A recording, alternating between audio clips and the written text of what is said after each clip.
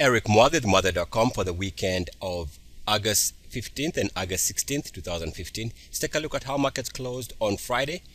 A slight gain for the Dow, a slight gain for the Nasdaq, and also slight gain for the S&P 500. We see the biggest mover is the VIX there, which was down about 5% after Friday's close. For the week, S&P 500 was up 0.67%. For the week, the Dow managed to close higher, up 0.6%. And for the week, the Nasdaq was up slightly, pretty much unchanged. It was up 0.09%. So let's go straight to the charts. After a seemingly volatile week, I believe it was Wednesday, where the market had a crazy reversal off the lows. The Dow was down 250 points on Wednesday at some point, but managed to close higher. If we take a look at the weekly chart for the Nasdaq, we see that it is holding above the line we've been watching. So that is good support. As long as the market is holding above that line, if we keep it simple, anything showing a bounce off this line indicates a market that wants to go higher. Also keep in mind, as long as the market is holding above the 50 level on the weekly RSI, we should expect the market to point higher. I know that's a surprise, but if we keep it simple, we see that the market's been holding above 50 and bouncing off the 50 level going back to the beginning of 2013. And this has been successful pretty much for the last 2-3 years. So if it holds again above the 50, interpretation there is that the market is okay and looks to bounce. Take a look at the Nasdaq Daily. Again, the line we were watching for support has come into play. Right now we are looking at a fresh double bottom support on the Nasdaq Daily. That's good.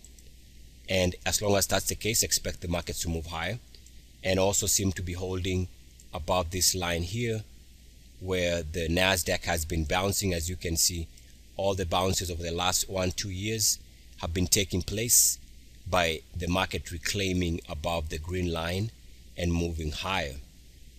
All of these lows have come on the green line. Markets has gone on to fresh highs. So even here, double bottom support during these lows, market went to fresh highs here.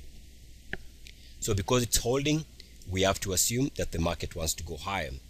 So right now, I think the market is pointing for a move higher based on the daily charts and the weekly charts for the Dow. Keep in mind, the qualification is we have to be aware if we see a break of those two lines, then the interpretation there has to change to a market that wants to go down.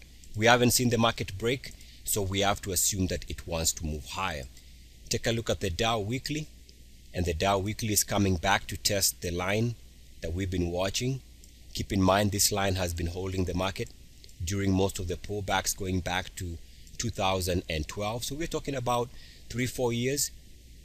Even this support on the line was during these lows here late last year, and we seem to be holding above that line. As long as the market is holding above that line, we have to assume that RSI bounces, and so does the price hold above that line of support. Keep in mind, we also have to watch the Dow. If the Dow breaks below 2015 weekly closing lows at 17,164.95, so a break below that would be bearish. We came close to breaking below that this week, but we held and we closed higher for the week. That's a good sign of momentum. The one thing I need to point out here is we have to be aware that as of right now, we are looking at the market showing a bearish crossover between the 13-week moving average and undercutting the 34-week moving average. Generally, that tends to be a bearish sign, but we should not turn bearish, in my opinion, until we see this line break. As long as this RSI line is holding, I think it suggests that the market moves higher. It's only when the line breaks that we can turn bearish. For now, I don't see any reason to do so. We take a look at the Dow Daily, and just like the Nasdaq, the green line is holding support. As you can see, very nicely holding support there. And also the blue line connecting RSI lows is holding. indication there is, again, the dailies are predicting that this market is due for a snapback move higher. So as long as that line is holding, or those two lines are holding, line number 1 is holding there, and as long as line number 2 connecting RSI lows is holding, we have to assume this market wants to move higher. Take a look at the S&P 5. Actually, let's take a look at the Dow Transports hourly, and the Dow Transports hourly at the lows of the week. All it did was come back and test this line. You can see here we held with double bottom support. So that double bottom support held the market together right there, and also we held on the green line. So even the Dow Transports, which looked to be broken, on the hourly they seem to be showing support. S&P 500 weekly, and we can see that on the S&P 500 weekly as of right now, it is holding nicely above the 50 level on the weekly RSI. This is where it has been seeing support going back about 2-3 years, and even here all these lows came with the S&P 500 holding above the 50. Right now we seem to be defending the 50 very well, and as long as the market is trading north of that 50 level, this market should be okay. So it's only when we see this break and trade below the 50 level on the weekly RSI is when we can really turn bearish. Right now I think there's no reason to turn bearish. Take a look at the S&P 500. If you connect the RSI lows on the daily, you can see that they connect nicely with the recent RSI lows. Double bottom here, and recently over the last week we held on the line. Keep in mind that we are close to 50. The day we move above 50, expect a big up day on the market. Also, I can see that we are holding above the 200-day moving average. Over the last couple of months, we've been coming and testing that. We seem to be holding nicely above the 200-day moving average. Also, just like the Dow and the Nasdaq, we seem to be holding this green line of support where the S&P 500 has been bouncing. So as long as it's trading above those two lines, I would expect a market to move higher, probably, and I know this is a surprise, probably even to take out recent highs. Unless we break below those two lines, if we break below those two lines, I think at that point we might have a legitimate reason to go short. Let's take a look at Apple. We begin by taking a look at Apple from a 4-year weekly chart, and we can see that off the lows here at about 55, post split price, we can see that the RSI had moved above this level here, which was this RSI breakout, and so the stock went on a nice multi-year run. And so we can take that information and draw a straight line from here, and you can see clearly that the market has used the same line before here for a nice re-entry. That's what I call uniformity, and also we seem to be holding here. So as long as Apple is holding on that green line of support or uniformity line, indication there is that this market wants to point higher, or Apple looks to point higher and also looks to recover. It's only if it breaks below that green line that investors can turn bearish. I think for now there's a good reason here to assume that as long as that line is holding, the stock should move higher. If it breaks, that would be a reason to go short. I don't see it right now.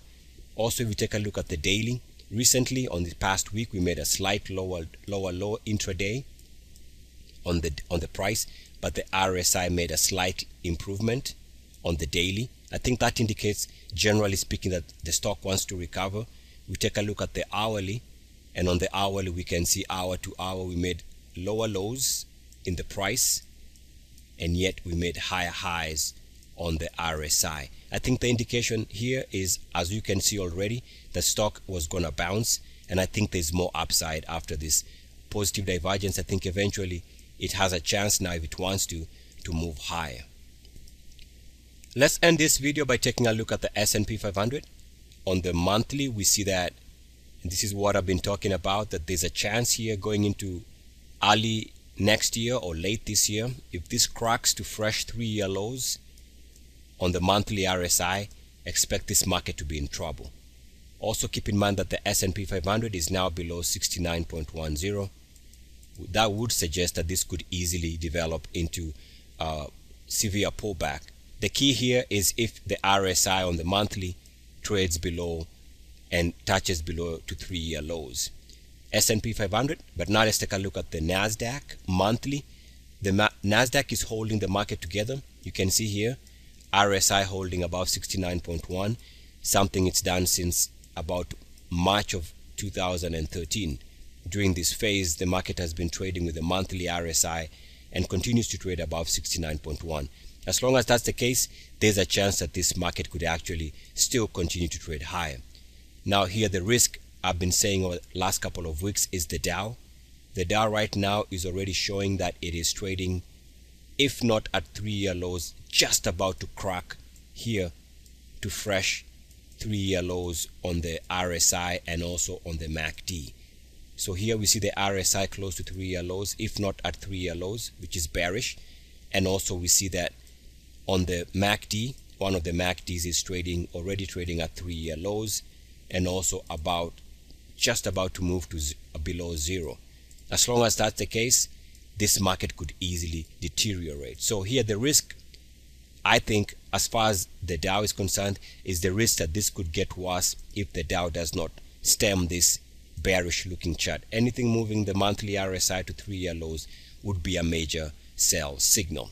Eric Muadid, muadid.com. For subscribers, I'll have part 2 ready for you guys sometime during the weekend, probably most likely on Sunday, and I do have some stock picks for you. Enjoy the rest of the weekend. Eric Muadid, good luck, peace, and blessings. Woo! E-A-C-S. Boo!